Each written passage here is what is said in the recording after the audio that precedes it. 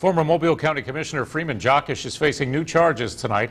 Jockish pleaded not guilty at a hearing today to federal enticement charges. Local 15's Darwin Singleton was in the courtroom this afternoon. Darwin, Jockish will remain in jail tonight.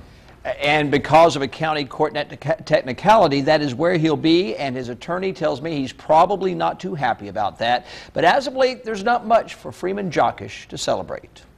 When he was first arrested on charges of attempting to have sex with a child, former Mobile County Commissioner Freeman Jockish couldn't help but declare his innocence.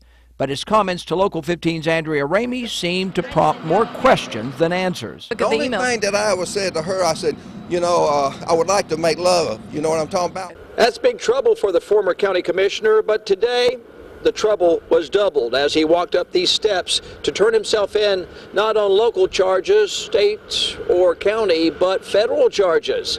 That's right, another indictment and another headache for Freeman Jockish.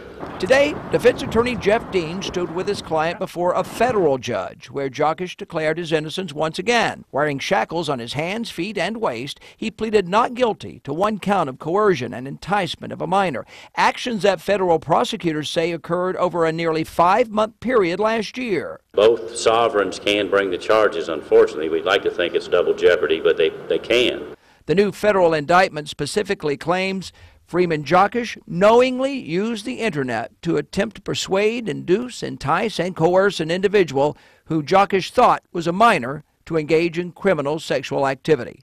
After his first arrest, Jockish offered his own rationale for the actions that caught officers' attention, telling Local 15 he was merely trying to help the teenager, who turned out to be an undercover Saraland police officer. And I said, I promise you, I'll never come and try to help another girl again, ever.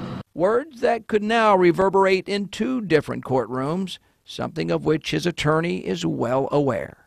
Never mistake a newscaster for a priest. Now expect a federal trial in early April, but Jockish has a court date first at Government Plaza on the original charges. That is likely to occur later this month. Greg?